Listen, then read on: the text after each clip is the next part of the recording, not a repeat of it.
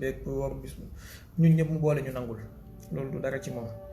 yàlla na yàlla may ñun ñi dugg ko ci bismillahi rahmaani rahim génn ci alhamdulillahi rabbil alamin yàlla nañu fekk ak ngëm yàlla gu mat sëkk te yàlla nañu yàlla may ngëm guñ ko dundalee may ñu cawarte ak kàttan guñ dundalee weer wi ndax itam boo bëggee faaw mën gi nekk fi yàlla nañu yàlla may mën gi te yàlla nañu yàlla may wërsëg ak alal tamit guñ ko dundalee ko ci barke yonent yàlla muhammad sallallahu alayhi wa sallam barke bépp jàmm bu am ngërmande yàlla. xaqiqatan weeru koor weer wu am njëriñ la ndax bu doonutoon lu dul rek ñu bon ñu mel ni man weeru koor dina tax ñu fàttaliku yàlla rek war na tax at bu nekk weeru koor di ci am 2 yoon ba 3 yoon mais xam naa loolu si c'est duñ bàyyi mu am bon cas de force majeure la yàlla tëraleewu ko noonu waaye nañ ci góorgóorlu ñu profité ci bu baax a baax te ñu raxasaat xol yi. waxoon naa fi benn ci laay fii passé a'uuzu billahi min kalimati ana yàlla ni nga bëgg mu jëflanteeg yow jëflanteel ak jaamam yi noonu ni nga bëgg mu men ak yow menal ak jaamam yi noonu boo bëggee xam place bi nga am ci yàlla xoolal place bi jaamu yàlla yi am ci yow parce que jaamu yàlla yi ñooy seetu yàlla ci yow donc boo bëggee yàlla jéggal la fexeel nga nekk aji jéggalaakoon ci jaam yi boo bëggee yàlla yërëm la fexeel nga nekk aji yërëmaakoon ci jaam yi boo bëggee yàlla di la may fexeel nga nekk aji mayaakoon ci jaam yi boo bëggee yàlla di la xéewalal fexeel nga nekk aji xéewalaakoon ci jaam yi ainsi de suite. yonent bi sallallahu alayhi wa alihi wa sallam dafay wax ne allahu fi awni al abdi ma daama al abdu fi awni axi yàlla du dañ ci di dimbale jaam bi tant que jaam bi mu ngi sax ci di dimbale moroomu jaamam xadis boobu mën nañ cee déggee lu bëree bëri donc ñi ngi sant yàlla bu baax a baax ci koor gi di am yaakaar ne siise da ngeen ko woor ba mu jeex ngeen bañ a woor 3 fan rek bu ko defee naan da ngeen na feebar ak yooyu bi ci topp mooy yaakaar naa ren moom bëgg nañu ngeen ñaanal ñu ci yàlla bëgg nañu teg benn programme xëy na bu ñu ko yàlla mayee kàttan bi mën-mën gi ak temps bi parce que itam yombul ñu bëri doon nañ ma suggérer que ne nañ continuer darsu yi ñu def ko comme niñ ko defoon ci at bu njëkk bi chaque jour ñuy def mais xam naa loolu même bu fekkee bëgg nañ ko itam dina jafe lool dinañ ci jéem nag lu ñu mën comme ni ma ko waxee benn loxo mënul def lépp waaye dinañ ci jéem moo xam mu nekk quotidiennement ci weeru koor ba weeru koor bu jeex ñu delluwaat ci samedi moo xam mu nekk par 2 jours moo xam mu nekk 3 fois par semaine mais on va essayer quand même. jot naa itam ay suggestions yu bëree bëri ci façon thème yi nga xamante ne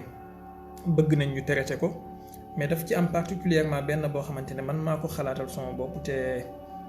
jàpp naa ne ci jamonoom lañ toll mooy pourquoi pas ñu waxtaan ci l'islam et la femme jigéen ak l'islam wala jigéen ci gis-gisu l'islam xëy na buñ ko jëlee noonu mën nañ ko def programme boo xamante ne mën nañu yóbbu fii ba weeru koor bu jeex wala mu xaaj après ñu jëlaat beneen thème ndax luñ ci mën a jàngee bëri na jigéen ci suñu société yi nuñ ko gisee jigéen ci société arabe yi nuñ ko gisee jigéen avant l'islam ni ñu nekkee woon ak bi l'islam ñëwee luñ ko def parce que xool naa daal ba xool gis ni ñu bëree bëri ñuy waxtaan ci wàllu jigéen seen waxtaan yi dañ koy axé ci benn côté kese mooy jigéen naka lay def ba nekk une soumise ci jëkkëram naka lay def ba nekk une esclave bu ngeen jéggal ma ci kàddu gi mais entre guillemets ci borom këram ak yu mel noonu jigéen naka lay def ba topp jëkkëram pour dugg aljanna kese. alors ci sama xalaat bu gàtt jàpp naa ne mbir mi du loolu kese gën naa yaatu loolu donc nañ essayer comme ni ñu innové ci était autour du prophète façon bi ñu ko duggee nañ jéem a duggee noonu itam ci la femme en l'islam wala l'islam et la femme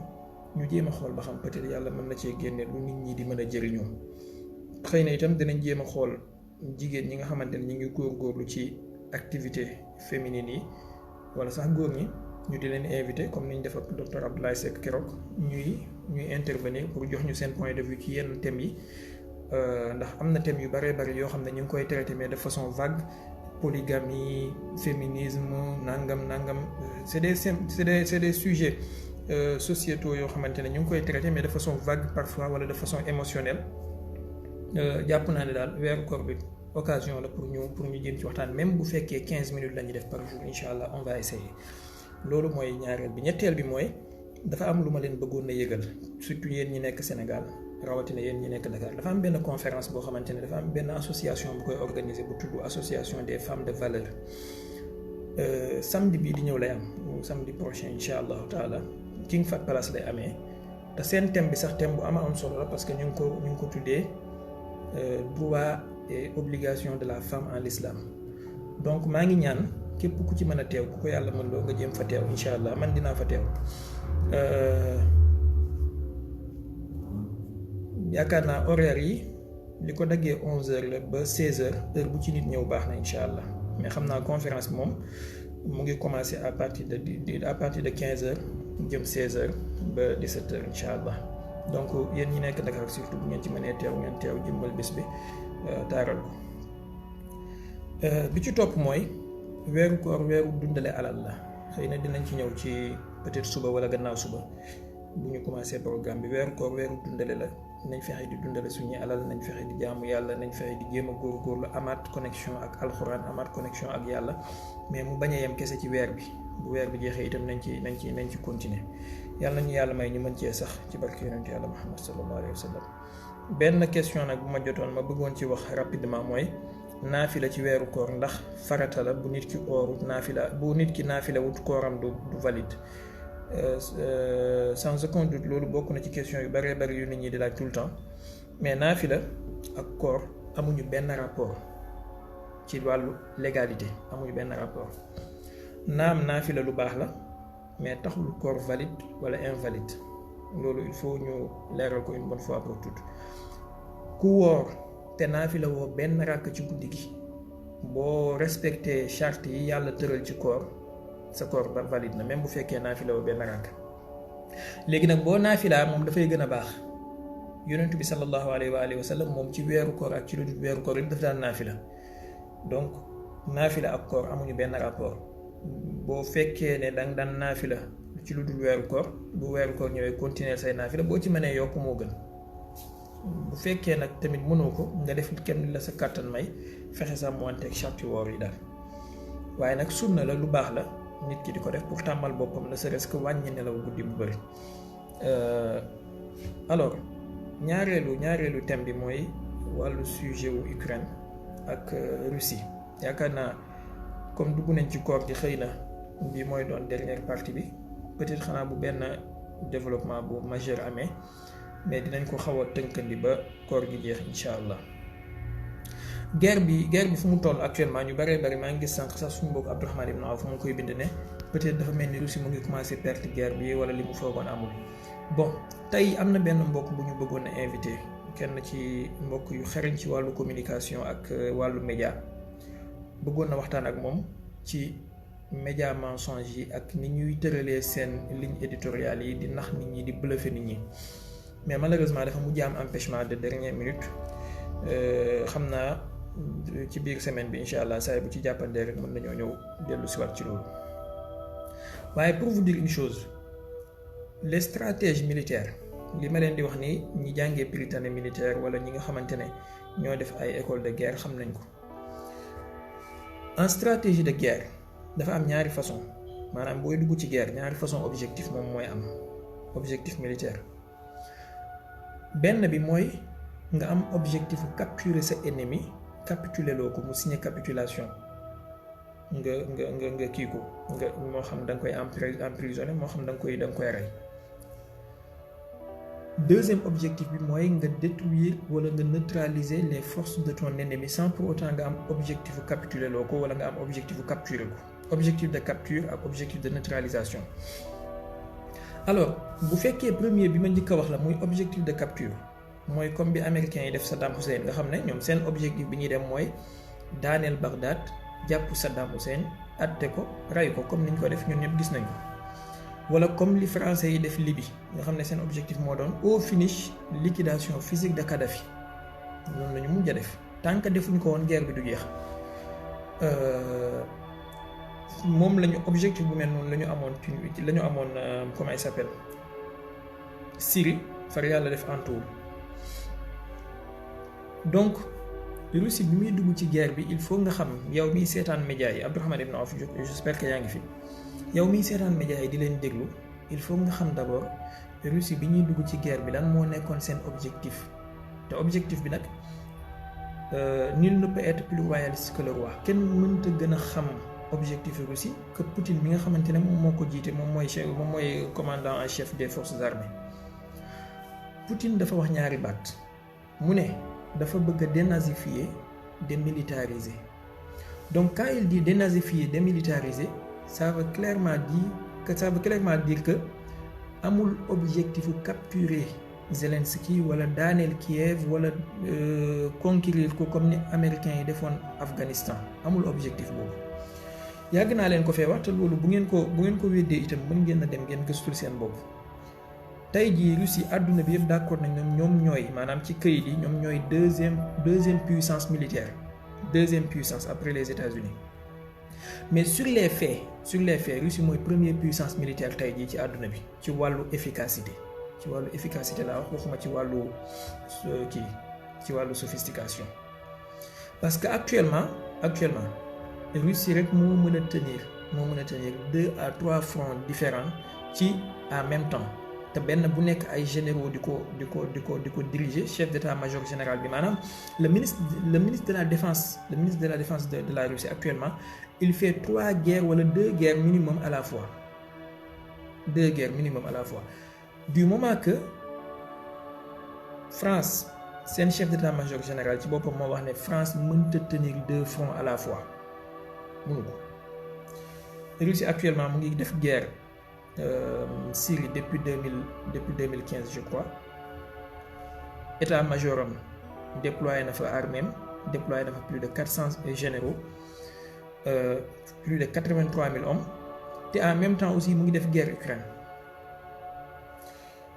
ñaareel bi mooy objectif bi nga xamante ne moom la Poutine duggee te ma wax ko léegi muy démilitariser ak dénazifier loolu déjà dafay écarter objectifu daaneel Kiev wala jàpp Zelensky wala toj palais bi wala nangam parce que bu fekkoon loolu la yéen ñëpp xam ngeen ne Russie am na ay missiles yoo xamante ne mën na toog fi mu toog ci Moscou natt palais Zelensky bi dóor fa ay missiles mu tasaaroo loolu mën na ko du dara ci moom. donc bu bëggoon loolu mën na koo def bayna ashiyatin wa duhaha diggante 14h ak 16h mën na koo def mu jeex mais loolu du objectif am dafa wax ne bu fekkee ci arabe la yéen ñi jàng arabe nazu silah wa istishfaf an-naziya mooy démilitariser ak dénazifier.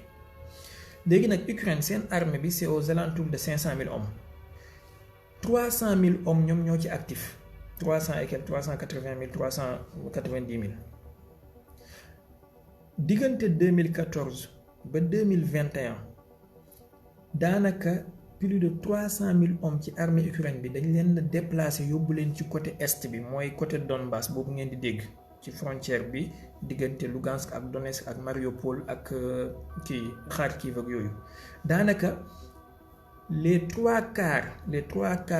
armée ukrainienne bi foofu lañ leen positionné woon. donc Russie bu duggee premier objectif am comme démilitarisation la dafay dem fa nga xamante ne foofu la militaire yi ëppee mu foofu la combat bi nekk parce que foofu la objectif am nekk du leen fa romb di dem feneen moo tax ba léegi boo xoolee carte militaire bi da ngay gis ne les Russes sont dans le nord dans le sud et dans l'est ils sont pas dans l'ouest bi ay Lvov wala Lviv ay missiles lañ fay dóor rek missile Kinjal lañ fay dóor wala ay calibre wala yu mel noonu. c'est des missiles de croisière parfois wala des missiles balistiques détruire li ñu bëgg a détruire loolu benn la. ñaareel bi mooy occidentaux yi ils sont forts en communication la bataille de la communication ku ko dem ak ñoom da nga koy perte moo tax Russie jéemut a dugg ak ñoom ci guerre boobu noonu parce que xam na ne ñoom loolu la leen yàlla may. dafa am benn boroom xam-xam bu ma dégg fan yi mu wax benn expression bu ma neex lool mu ne l'Occident boo ko waxee ci jamono ji mooy Amérique ak taalibeem yi waa Europe ils sont dans la civilisation de parole et de bavardage tandis que la Russie est dans la civilisation de l'action donc loolu moo leen utale moo tax xool leen rek moo xam muy Macron moo xam muy président Amérique bi nu mu tudd Joe Biden moo xam nu mu tuddati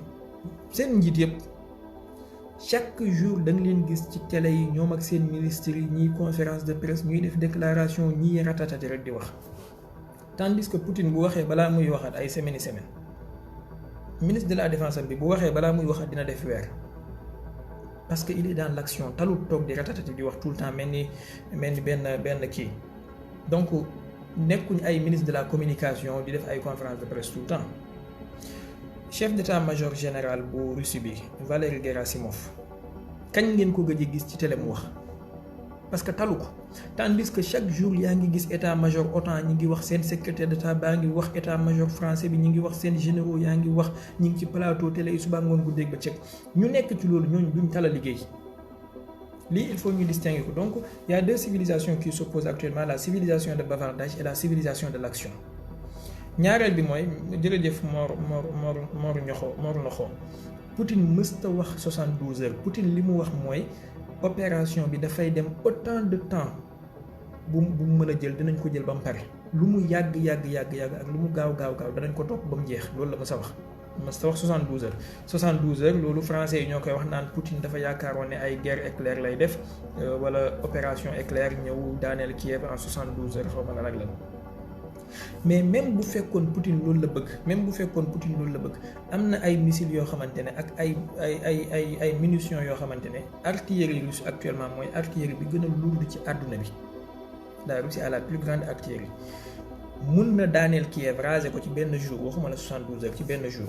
léegi nag lan moo ko utalee ak guerru américains yi ak guerru occidentaux yi yaakaar naa yéen ñi nekk fii yëpp ay kilifa ngeen xam ngeen li xew kon du ma toog di leen wax ay kii. américains yi bu ñuy dem guerre dañuy def politique de terre brûlée bombarder dëkk yi bombarder infrastructure civile yi infrastructure militaire yi bombarder palais yi bombarder maison yi bombarder école yi fu nekk. looloo waral ñu bàyyi ay millions de morts ci Irak def ay centaines de milliers de morts ci Syrie ak ay millions de déplacés. Arabie Saoudite moom ñoom la topp ci façon stratégie boobu actuellement mu ngi def plus de 300 000 morts ci Yémen ak ñeneen. donc Russie moom bombardé wul ay infrastructure civile infrastructure militaire lay ciblé. bu ñu demee ba nga xamante ne ni ñuy tuddee les bataillons de représailles mooy bataillon Azov yeeg ñoom private sector loolu ñooñu Poutine tuddee les néo-nazis ñoom dañoo am benn stratégie boo xamante ne moom moo gën a yeexal mbir mi mooy dañuy dem ci infrastructure civile yi par exemple ñëw ci benn immeuble boo xam ne ay civil ñoo fa dëkk ñu génnee leen ñoom installé foofu seeni artillerie commencé di tirer nga xam ne armée russe bi ils seront obligés soit de détruire l'infrastructure bu boobaa ñu tuumaal leen ne dañoo détruire infrastructure civile soit ñu tirer fa au risque de tuer des civils. léegi nag qu'est-ce qu'ils sont en train de faire mooy dañu nekk di opération de nettoyage bu ngeen seetaanee wala bu fekkee yéen a ngi topp le président tchétchène la Kadyrov moom ak ay gaam léegi opération de nettoyage lañ nekk di def mooy dañuy dugg ci biir Mariupol quartier par quartier kër par kër parce que gars yi ci biir kër yi lañ mujj di làqatu. alors loolu il faut ñu bàyyi ko xel que ne la Russie n'a nullement perdu sa guerre et Sergueï Shoïgu muy ministre de la défense russe bi semaine bi def na déclaration wax ne objectif bi ñu tegoon côté militaire bi c'est déjà atteint te loolu mu wax noonu daf ko wax 2 jours après conseiller Zelensky nga xam ne mooy directeur de cabinet génn def déclaration dëggal li Sergueï Shoïgu wax que ne la Russie a détruit la quasi-totalité de l'infrastructure militaire de l'Ukraine la quasi-totalité. bu leen fàtte ne Ukraine ci 2e jour de la guerre ci 2e jour bi maanaam avant 72 heures ci la Ukraine ñëw à la table de négociation avant 72 heures. léegi nag négociation yooyu moom lan la ci jublu woon peut-être c'était pour faire gagner du temps bu ko defee gars yi nekk ci ay foog na ne bu ñu commencé round de négociation Poutine dana suspendre opération yi mu tirer en longueur alors gis na ne loolu mu bëggoon amul. mais bu fekkoon ni la ko occidentaux yi di waxee noonu la que ne Poutine ñi ngi rey ay 20 000 hommes ay 30 000 hommes ay nangam nga xam ne c'est des délires lu tax kon Zelensky chaque jour muy jooy naan jox leen ma ay armes jox leen ma ay avions yow ci sa bopp en tant que un observateur libre boo jëlee recul nga analyser rek di nga xam ne ñii dañuy wax ni du dëgg parce que au même moment que ñi lay wax naan ñu ngi defeer armée russe bi ñu ngi leen di dóor ñu ngi leen di sonal ñu ngi leen di bunduxtaan ñu ngi leen di dàqee en ce même moment là lay Zelensky di toog ci plateau télé yépp di feeñ ci mboolem représentation député yi ci assemblée pays européens yeeg yooyu naan dimbale leen ñu ci ay armes dimbale leen ñu ci ay avions dimbale leen ñu ci ay char ak nangam mooy ne kon amatu ko bu fekkoon am na ko du soxla mu koy laajaat parce que li mu amoon yépp Poutine détruire na ko. il faut ngeen bàyyi seen xel ci façon contradiction yu mel noonu nga xamante ne moo lay wan ne ñii li ñuy wax du dëgg c'est de la propagande c'est de bonne guerre. loolu mooy ñaareel bi ñetteelu point bi mooy avancement yi am wala avancée yi am ci wàllu économique ndax am na ay mesures yu Poutine jël te commencé na def effet dafa signé décret buy wax ne désormais ñi nga xamante ne ñooy état yi mu tuddee les états hostiles bu ñuy jënd gazam il faut ñu fay ko ci monnaie moom muy rouble dootul nangooti dollar dootul nangooti euro lu waral loolu parce que nee na dollar ak euro dañoo perte confiance te effectivement ñu ngi commencé di perte confiance ci àdduna bi booy suivre actualité économique da ngay gis ne même Arabie Saoudite qui était autrefois l'un des plus proches alliés des États-Unis actuellement mu ngi nekk di négocier ak Chine pour jaay ko pétrole am ci yuan au lieu de dollar mooy li ma fi waxoon live bi passé que ne dañuy dem vers une dédollarisation de l'économie mondiale te loolu la maxaala kenn mënu ci dara c'est inévitable ça va arriver xëy na kay question de temps la mais ça va arriver la dédollarisation de l'économie mondiale nga xamante ne les accords de Bretton Woods yooyu ñu doon wax 1944 dafay dee américains yi empire dollar bi ñu tegoon ci àdduna bi diriger ko àdduna bi di ko terroriser nit ñi dafay effondrer loolu mënta continuer parce que déjà démb ak barki démb Sergei Lavrov mooy ministre des affaires étrangères bu Russe dem na Chine jugee fa dem Inde dajee na tamit ak homologue pakistanais bi commencé nañ di négocier ci naka la ñuy def ba seen mboolem transaction yi ak seen mboolem commerce yi ñi di ko def ci seen monnaie locale yi moo xam muy rupie bu Inde wala muy yuan bu Chine wala muy rouble bu Russie alors américains yi jëm nañoo def façon pression bu nekk même ministre des affaires étrangères bu Angleterre dem na Inde mais bi mu demee Indiens yi dañ ko remettre à sa place que ne ñoom duñ nangu benn pression bu ñu leen di teg donc il faut ñu xam ne actuellement les États-Unis dañu nekk ci benn impasse boo xamante ne ñoom ñoo ci dugal seen bopp te dara yóbbeewu leen ko lu dul arrogance ak insolence bi ñu nekkee woon ci àdduna bi jàpp ne tout est permis ñu def ko te kenn du leen ci wax dara du leen ci fekk léegi nag bu ñu demee ba États-Unis di yàkkamti pour signer accord ak Iran pour Iran mën a produire pétrole am ak gazam pour ñu mën a combler vide bi nga xamante ne moom la pétrole russe bi ak gaz russe bi di bàyyi mooy ne kon les diables d'hier sont en train de devenir des anges. Quelle contradiction bu ñu demee ba américains yi di dem di discuter di négocier ak waa Venezuela nga xam ne depuis combien d'années ñu ngi leen di embargo ñu ngi leen di sanctionner tout simplement parce que bëgg nañu pétrole ak gaz boo xamante ne nii moom mooy remplacer pétrole russe bi maanaam fi mu toll nii ils seront obligés de lever toutes les sanctions yi ñu tegoon ci kaw Iran ak Venezuela te loolu nekkul seen arrangement 2 ñu bañ koo lever ñooñu téye seen pétrole Russie tëj ay robinet wala ñu fay ko en rouble par force dégg ngeen déjà le ministre de l'économie français là comment il s'appelle ko nulaar boobu rek Bruno Le Maire avec son homologue allemand ñu taxaw di ñàngal naan waaw duñu fay rouble dañuy ko contrat yi dañ ko signer en dollar ak en euro noonu lañ koy fayee mais lii man maa leen ko wax topp leen actualité ngeen seetaan ay conférence de presse la rek ils vont finir par payer en rouble mënuñ ci dara dañuy fay en rouble wala Poutine parce que je vous dis une chose ñu sérieux ñëpp xam nañ li may wax ni dëgg la mooy Poutine c'est quelqu'un boo xamante ne loo ko mën a tuumaal ci àdduna y a une chose boo xam ne da nga ko koy reconnaître mooy Poutine ne bluffe jamais il n'a jamais bluffé bluff mooy dernière chose bu Poutine di def ci kaw suuf ñoom xam nañ loolu donc bu Poutine waxee dara il faut le prendre au sérieux parce que du wax ci meere ñoom xam nañ loolu bu baax a baax ils l'ont pratiqué depuis 20 ans xam nañ ne c'est un gars qui est sérieux c'est un gars qui respecte sa parole donnée c'est un gars qui ne bluffe pas donc bu leen waxee ne da ngeen di fay en rouble loolu ma tëj pet wala ma tëj robinet yi te foofu lay mujj léegi nag ils n'auront pas de choix te ñaareel bi mooy li ñuy uti wàllu ci diggante Algérie Nigéria Norvège Iran Qatar pour ñooñu def surproduction ci seen gaz loolu mënta nekk ni à court terme ni à moyen terme parce que déjà Algérie mu ngi ci pic gazier nee na mën naa yokk par exemple 200 000 barils mais 200 000 mètres cubes je crois mais loolu ça signifie absolument rien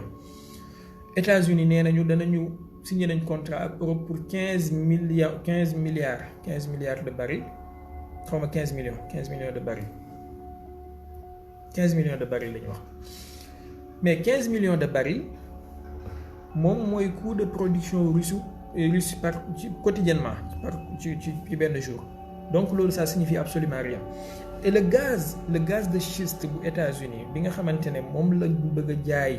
européens yi d'abord Russie bu fekkee mu ngi leen di jaayee gaz disons exemple mètre cube bi wala 1000 mètres cubes yi mu ngi leen di dikkee ci 1000 euros par exemple bu ñu naree romb Russie dem jëndi ko États-Unis nga xam ne gaz liquéfié lay doon bu ñu ñëwee dañuy soxlawaat ok 15 milliards d'accord 15 milliards de barils mais 15 milliards de barils Nord Stream 2 bi ñu def nii coût de production annuel am 55 milliards la 55 milliards donc je reviens ci li ma doon wax bu fekkee dañu nar a bàyyi gazu Russie bi dem jëndi gazu américain yi nga xam ne gaz liquéfié la bu ñu ñëwee dañuy soxlawaat ay infrastructures yu performante pour ñu mën koo vaporiser waat pour mu nekkaat gaz utilisable et ça sera hors de prix déjà gis ngeen inflation bi commencé di am Europe yaakaar naa am na réew yoo xamante ne ñi ngi à 40% de l'inflation ñii ñi ngi 13% ñii ñi ngi 15% de l'inflation am na ñoo xamante ne seen inflation bi nee nañ depuis 40 ans mosuñ ko am Allemagne inflation bi fa am actuellement nee nañ depuis 1981 mosuñ ko am Poutine mu ngi toog di leen seetaan rek parce que ñi nekk Russie mën nañoo prouver lii may wax ba léegi waa Russie ñoom ñu ngi dund aadi à part yenn McDonald's yi fa tëj ak yooyu yëguñ ne sax ay inflation ak ay yokkute kii mu ngi am peut-être rouble bi mooy monnaie russe bi amoon na benn dégringolade ci perte sa valeur ci début guerre bi mais depuis ba Poutine annoncé ne dafay jaay gazam bi en rouble affaire bi dafa yéegaat fi mu toll nii le rouble russe a retrouvé sa valeur d'avant la guerre démb rek gis naa yenn statistiques yi ak yenn chiffres yi actuellement rouble bi retrouvé waat na valeur am d'avant la guerre kon les plus grands perdants de cette guerre mooy les Européens te dara yóbbeewu leen ko lu dul nekk ay vassalu États-Unis nangu koo nekk itam loolu rek moo leen ko yóbbee États-Unis seen stratégie ci def pression ci puissance yi nga xamante ne ñooy puissance émergente yi ci Chine ak Inde du prospérer parce que déjà rôle diplomatique bi nga xamante ne moom la ñu waroon na am kenn na ci seeni alliés sax mu ngi koy commencer nangu mooy Turquie je sais pas ndax seetlu ngeen semaine passée ci biir semaine bi la sax négociation yi am diggante Ukraine ak Russie Turquie la amee Erdogan moo ko inauguré donc la Turquie actuellement en tant qu'allié des États-Unis en tant que membre de l'OTAN mais avec l'intelligence de ses dirigeants ak bañ a aligné bi nga xamante ne bañ nañ koo aligné ci sanctions yeeg embargo yeeg yooyu la Turquie est en train de se positionner comme l'intermédiaire en chef te rôle boobu noonu bu ñu muusoon ñoom États-Unis moo ko waroon am wala France wala Allemagne mais malheureusement Kempes waaleykum salaam maa ngi lay ziar na nga def bu ñu muusoon ñoom ñoo ko waroon am mais malheureusement fi mu toll nii bàyyee nañ ko Erdogan donc Erdogan moom moo ci nar a tirer profit te waxoon naa leen ko fi semaine passée seen entreprise ak seen multinationales yi quitté Russie yëpp Erdogan mooy positionné pour remplacer leen parce que bu fekkee lépp lu ñuy defar la Russie am nañ ci kon Turquie am nañ ay multinationales ak i entreprises ak ay sociétés yoo xamante ne ñoom ñooy defar lu mel noonu donc ils vont les remplacer yaakaar naa loolu mooy deuxième point bi. Troisième point bi il s'agit de actuellement fii àdduna bi toll ci développement nga gis Europe ak Occident ñoom fi ñu toll ci deltu ginnaaw ci wàllu liberté bu ñu demee ba ay chaîne YouTube rek ay chaîne YouTube yoo xamante ne nii defuñu leen dara lu dul di wax dëgg ñu di leen di tëj RT xam ngeen ne tëj nañ ko ci espace européen bi yépp RT Amérique tëj nañ ko ay Sputnik tëj nañ ko nangam ak nangam te loolu commencé wuñ ko léegi ndax même seen président bi nga xam ne moo nekkoon président en exercice muy Donald Trump tëjoon nañ fi compte YouTube am compte Twitter am ak compte Facebook am compte Twitter boo xamante ne 88 millions d'abonnés la amoon xawma 89 millions d'abonnés donc sanctions yi elles seront bénéfiques à la Russie dans la mesure où Russie actuellement elle produit tout ce dont elle a besoin sauf ñaari affaire sauf deux choses benn bi mooy les pièces détachées des avions ñaareel bi mooy les semi-conducteurs loolu rek la Russie soxla te mënu ko produire ko bopp du koy produire boppam actuellement daf koy jéggaane te d'ici quelques années avec les sanctions et les embargos Russie dinañ def benn saut qualitatif boo xamante ne danañ autosuffisant ci côté boobu noonu parce que bu fekkee ci wàllu pièces détachées yi la ñu ngi ko doon importer Allemagne wala France wala réew yu mel noonu actuellement la Turquie va se positionner parce que Turquie dafay defar ay pièces détachées Turquie mën na nekk fournisseur am bu fekkee ci wàllu semi-conducteurs yi la ak microprocesseurs yi Corée du Sud ak Taïwan ñoo ko doon defar surtout que Russie moom li mu doon imprimer dañuy imprimer en base nanométrique de 67 nanomètres donc ci seen wàllu armement li ñuy defar 67 nanomètres la te loolu Chine mën na koo defar donc Chine va remplacer la Corée du Sud et la Taïwan ci côté boobu noonu pour nekk fournisseur essentiel de Russie te yaakaar naa ne yéen ñëpp xam ngeen ne dafa am benn matière première bu tudd néon boobu noonu Russie mooy premier producteur matière boobu noonu ci àdduna bi lan mooy néon mën ngeen koo tàppee léegi ci Google ngeen xool benn matière première la boo xamante ne à partir de moom la ñuy defaree laser yi nga xamante ne moom la ñuy defaree plus tard semi-conducteurs yi maanaam ça contribue énormément ci fabrication semi-conducteurs yi ak microprocesseurs yi donc la Russie va devenir fournisseur u Chine ci néon en retour Chine di ko fabriquer di ko imprimer ay semi-conducteurs am ak ci kii am te déjà 5G bi gis ngeen ne waa Chine ñoo ko installé l'enjeu du monde mu ngi commencé di basculer wu li amoon démb amatul te d'ici quelques années di ngeen gis ne indépendance yi dëkk yu bëree bëri ils seront d'autant plus désireux de retrouver leur indépendance léegi nag xool leen tey bu fekkee Russie daf ne gazam bi daf koy jaay en rouble te démb Medvedev wax na ne bientôt yeneen produit dinañ suivre maanaam danañ jaay yeneen produit en rouble moo xam muy céréale bi moo xam muy comment il s'appelle uranium bi moo xam muy pétrole bi ak yeneen kii léegi bu defee loolu noonu yëpp yeneen réew yi commencé ko suivre parce que Arabie Saoudite commencé na emboîter le pas Chine dana ko suivre Inde dana ko suivre yeneen réew yi bëgg seen indépendance yëpp danañ ko suivre am na ñoo xamante ne moom volontiers dañ koy defee ñu mel ne ay Iran ak Venezuela dollar américain bi moom moo ci nar a perte valeur am te on va revenir ci benn monde boo xamante ne comme ni ko Lavrov waxee démb monde multipolaire lay doon benn réew dootu amati monologue àdduna ci économie ci àdduna bi wala monopole économie ci àdduna bi di def ak di dindi lu la neex j'espère que mën nañu jël quelques questions incha allah bu temps bi déjà ñu ngi 43 minutes mën nañu jël quelques questions après ñu daaneel incha allah vu que suba dañoo nar a ñëwaat peut-être maa ngi jéggalu bu baax a baax bu fekkee question am na mën nañu jël vite fait quelques questions.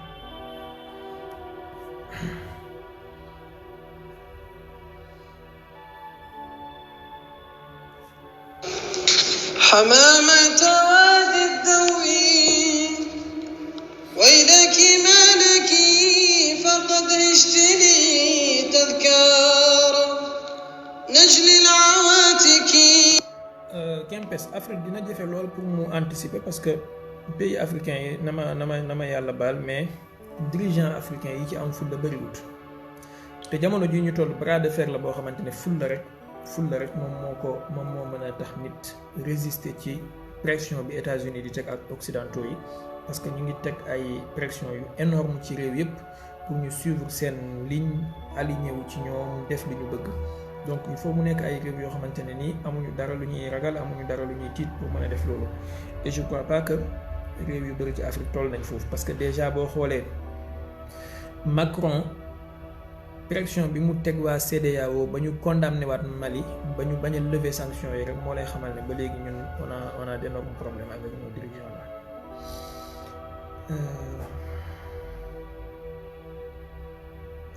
La chute de l'empire américain est inévitable. Kenn mënu ko éviter tôt ou tard, parce que déjà li ma leen di wax nii nag duwul ay waxu kii, bu ngeen tàppeelee seen bopp léegi def ay recherche mën ngeen koo gis. Je me permets de vous donner conseil yéen ñi nga xamante ne xëy na bëgg ngeen ko. Bu ngeen bëggee di am information yu juste, bu leen yem ci média de masse yi. Wallahi lazim bu ngeen ci yemee dañ leen di bluffer, dañ leen di leurrer, dañ leen di blackmailing duñ leen wax dëgg mukk. Allez yéen ci seen bopp ngeen chercher les informations te bu leen ci tayal lire leen les rapports, lire leen les documents, lire leen bu leen ci sonn. Tey jii boo tàppee léegi les puissances mondiales par parité de pouvoir d'achat, les pays les plus puissants par parité de pouvoir d'achat, tu vois que la Chine moom mooy première puissance économique mondiale ci parité de pouvoir d'achat. Ci parité de pouvoir d'achat laa waxuma PIB. Donc te loolu dépassé na ci États-Unis depuis 2017. Tu vois que la Russie moom mooy 6e puissance mondiale, puissance économique ci parité de pouvoir d'achat. Contrairement à ce qu'on vous fait croire ci actuellement France bi nga xamante ne ñoo nekk fii di bëri wax, ils sont au 10e position ci lañ toll. Kon empire américain bi li ko dese fi mu toll nii rek mooy puissance militaire am ak dollar am na nag yeneen levier, mooy levier diplomatique ak pression bu mu mën a teg yenn réew yu faible yeeg yooyu. Mais puissance militaire boobu dafa am benn géopolitologue buy wax ne puissance su empire bu nekk ci jamono bu nekk dafay tënku ci ñaari puissance yoo xam ne ñooy opposé wu. Benn bi mooy nekk puissance terrestre, benn bi mooy nekk puissance maritime. Puissance maritime bi toujours dafay contrer puissance terrestre bi, te seen guerre dafay rude. Alors am na jamono ci siècle yi ñu génn Angleterre ñoo nekkoon la plus grande puissance maritime ci àdduna bi. Jamono jooju ni Amérique men tey noonu la Angleterre menoon, ba nga xamante ne sax ñu ngi ko doon tuddee the empire on which the sun never sets, maanaam l'empire sur laquelle le soleil ne se couche jamais. Nga xam ne fu bari ci àdduna bi ñoom ñoo ko doon contrôler. Alors seen marine bi moo nekkoon marine bi gën a puissante, seen xaalis bi seen monnaie bi moo nekkoon monnaie bi nga xamante ne ni dollar men tey noonu la menoon. Léegi nag loolu daaneel Angleterre, maanaam levier yooyu nga xamante ne moom la yeneen puissance yi activé ba daaneel hégémonie ak puissance su Angleterre bi mu tolloon, moom mooy daaneelaat Amérique, te loolu laa ma xaala kenn mënu ci dara. Parce que li daaneeloon la livre sterling bu Angleterre mooy daaneel dollar, li daaneeloon marinu Grande-Bretagne wala Angleterre mooy daaneele ji marine américaine bi. Parce que déjà bu ngeen xoolee américains yi, wax naa ko fi keroog a'uuzu billaahi min kalimati ana, dañoo construire seen forces armées 80% wala 70% de leur force ci marine bi la. Porte-avions yu bari 11 la yaakaar naa, ak ay frégate ak ay yu kenn xamul. Mais tey jii données yi am ci àdduna bi mooy la Chine a la plus grande marine ci nombre de bâtiments. Loolu mën ngeen koo vérifier seen bopp. Kon déjà d'ici quelques années rek Chine dina dépasser marine chinoise, dana dépasser marine américaine. Alors bu fekkee nag ci wàllu sous-marin yi la ak armée yu sophistiqué yi, Russie li mu am ci sous-marin amul benn réew bu ko am ci àdduna bi xëy na bu amee kenn ku koy égaler moom mooy États-Unis waaye boo ñëwee ci puissance terrestre l'armée la plus puissante ci puissance terrestre mooy Russie ñoom ñoo fi ëppale ay chars ñoo fi ëppale artillerie ak yu mel noonu léegi suprématie américaine fi mu amee rek mooy ci les airs mais foofu dafa am benn couac bu ci am mooy armée de l'air yépp ci jamono ji ñu toll bépp avion buy naaw bépp drone buy dem ak nangam il faut dañuy am ay satellite ci espace bi yoo xamante ne ñoom ñoo leen di guider bi yeneen puissance yi comprendre loolu dañu fexe ba ñu rivaliser ak États-Unis ci côté boobu ba tey ji satellite bu américain yi mën a am soit Russes yi am nañ lu ko mën a contrer soit am nañ lu ko mën a détruire tey jii Russes yi ak Chinois yi am nañ ay missiles yoo xamante ne mën nañ ko tirer mu détruire benn satellite ci biir espace bi déjà Russes yi def nañ ko bu yàggul ci 2021 bi am na benn satellite bu ñu détruire mais satellite boobu ñoom ñoo ko moomoon ñaareel bi mooy système d'aveuglement fexe aveugler satellite yi ba nga xamante ni dañ leen di brouiller ba duñu émettre comme il faut te loolu yàgg naa ko fee fàttali bi Russes yi di déployer wu di dem Syrie ci kaw Turquie la ñu jaar te foofu satellite américain yeeg radaru OTAN yëpp ñu ngi ko tiim espace aérien wu OTAN la te amul benn radar wala benn satellite bu leen repérer c'est extrêmement révélateur que ne fi mu toll nii pour nga dominer benn réew ci àdduna bi domination boo xam ne amul faay loolu mënatu la nekk te puissance yu bëree bëri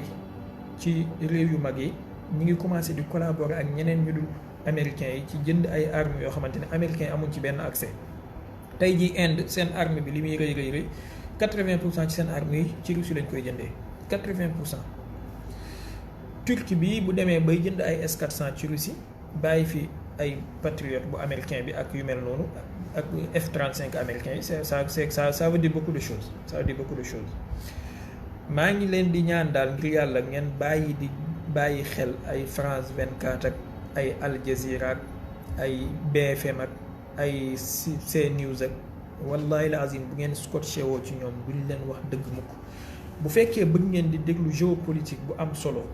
bon keroog wax naa leen fi ñaari chaîne YouTube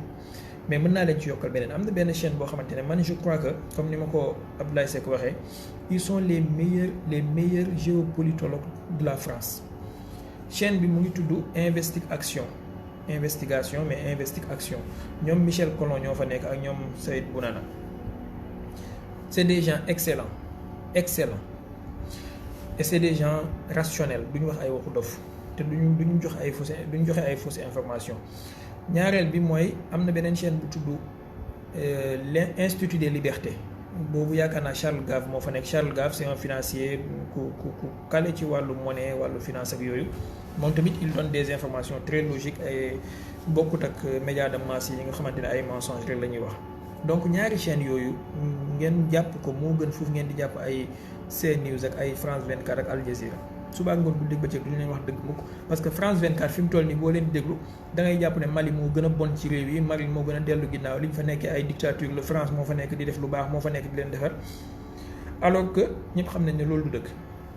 lan moo tax gouvernement malien bi interdit France 24 ci biir Mali donc écouter ces genres de personnes là c'est se faire soi-même manipuler et accepter yow ci sa bopp d'être induit en erreur vous ferez mieux d'écouter les Charles Gave et les Michel Collomb. C'est des gens intelligents et c'est des gens qui ne font pas partie des médias de masse yi nga xamante ne ay waxu dof rek la ñuy wax.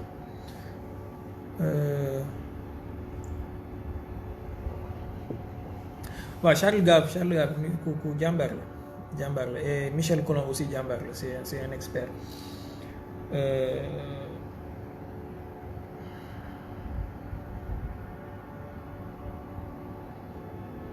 Voilà hélicoptère ukrainien yi nga xamante ne ni dañu dóor ay bomb ci biir frontière Russie bi benn dëkk bu tudd Belgorod ba incendier fa benn dépôt pétrole loolu lu am la déjà ministre de la défense russe ñoom seen bopp reconnaître nañ ko mais problème bi mooy hélicoptères yi dañu jugee ci frontière Ukraine bi dugg Russie mais dañ doon voler à basse altitude te xam ngeen ne radar yi ak système de défense anti-aérien yi bu fekkee arme wala avion dafay voler à basse altitude dafay difficile pour ñu mën koo repérer mais c'est une bonne chose parce que déjà dafay tax ñu xam ne kon guerre bi jeexagul ñaareel bi itam li Russes yi wax ne dañuy concentrer seen opération bi ci est bi muy Donbass bi dafay tax ñu gën koo renforcer waaye tamit dafay wane ne ukrainiens yi ak américains yi parewuñu pour bàyyi Europe mu nekk ci jàmm parce que loolu provocation boo xamante ne ça restera pas impuni donc essayons de voir mais est-ce que dina yàqal Russie lu bëri tontu bi mooy déedéet parce que déjà Russie moom mooy pays bi gën a yaatu ci àdduna bi 17 millions de kilomètres carrés li mu am ci ay dépôt de carburant du xaaj du jeex donc benn dépôt de carburant bu nekk Belgorod benn petite ville wala benn petite campagne incendier ko ça veut pas dire grand chose bu fekkoon dañu ñëw ba Moscou def fa dara foofu la ñuy waxee ne ils ont fait benn percée boo xamante ne nii bu extraordinaire la mais c'est la guerre maanaam kenn mënta dugg ci guerre naan doo am benn perte loolu yonentu yàlla Muhammad sallallahu alayhi wa sallam ci boppam yàlla defalu ko yonent bi ci boppam dem na xare ñu reyal ko nijaay bàyyi taxam muy Seydina Hamza rey ay sahabaam moom ci boppam gaañ nañ ko ci xare ndax dafa tax ñu ne stratégie militaire am baaxul ndax dafa tax ñu ne jàmbaarewul ndax dafa tax ñu ne armée wam gañewul déedéet ci xare Badar am na ay sahaaba yu ñu rey te pourtant yonent bi moo gañ a xare boobu donc Poutine buy dugg ci xare xam na ni il s'expose et il expose ses militaires forcément dina am ay militaires yu dee forcément dina am ay attaques yu ñu ko def duwul maasum te duwul benn xalaa boo xamante ne impénétrable loolu mooy guerre da ngay dóor ñu lay dóor léegi nag lii déterminant mooy dóor bu mujj bi moom fan lay jugee et yaakaar naa ne xam naa ñu daaneele fii révélation yi nga xamante ne armée russe bi ak ministre de la défense russe ñu ngi koy commencé di def depuis des semaines ci wàllu programme arme biologique yi nga xamante ne américains yi installé woon nañ ko Ukraine plus de 30 laboratoires commencé na di révéler ay secret ndax gis ngeen ne doomi président Amérique actuel bi muy doomi Joe Biden bi impliqué wu na ci ak ordinateur boobu ñu découvrir nga xam ne ay pédocriminalité lu nekk ci nekk ça fait peur benn mais ñaareel bi ça explique lu tax Poutine njëkk a attaqué dafa am benn déclaration bu Poutine defoon en 2015 mu ne quand la bagarre est inévitable il faut frapper le premier sëñ Abdoulaye Cissé saa wolof maa ngi lay ziar na nga def baa yaa ngi si jàmm naka yittee Poutine daf ne quand la bagarre est inévitable il faut frapper le premier donc moom xamoon na ne confrontation avec l'Est confrontation avec l'Ouest kon du moins confrontation avec Ukraine wala avec les États-Unis à travers Ukraine parce que Ukraine fi mu toll nii guerre par procuration lay mener rek mais en réalité des réalités guerre bi c'est entre la Russie et l'Occident entre la Russie et l'OTAN état-major OTAN ñooy mener guerre bi xamoon na ne confrontation boobu mënta ñàkk donc il a décidé de frapper le premier alors stratégie la boo xamante ne ça va mener à grande chose parce que déjà àdduna bi dina accélérer tournant bi mu jëloon te ñu ngi koy gis seetlu leen nag ci wàllu jawaani bi yépp bu leen xool rek ci wàllu militaire bi mais xool leen économie bi xool leen taxaalufaat yi am mooy alliance yi nar a construire bu ñu demee ba tey jii ci biir Israël wala ci biir Jérusalem ministre des affaires étrangères u Amérique ak bu yenn ci réewu arab yi dajaloo di waxtaan ne dañuy def coalition contre Iran au même moment que ñu ngi coaliser wu contre la Russie xam ngeen ni loolu pare na pour jël tournant bu rëy parce que Iran aussi du toog rek di seetaan ñuy ñëw di jaar ci kawam noonu alaa yiti xaal xam naa waxtu bi gudd na def nañ daanaka 58 minutes bàyyil ñu tàggatoo incha allah peut-être ñu joxante dig daje suba wala gannaaw suba comme ni ma leen ko waxee ci weeru koor bi bëgg nañoo am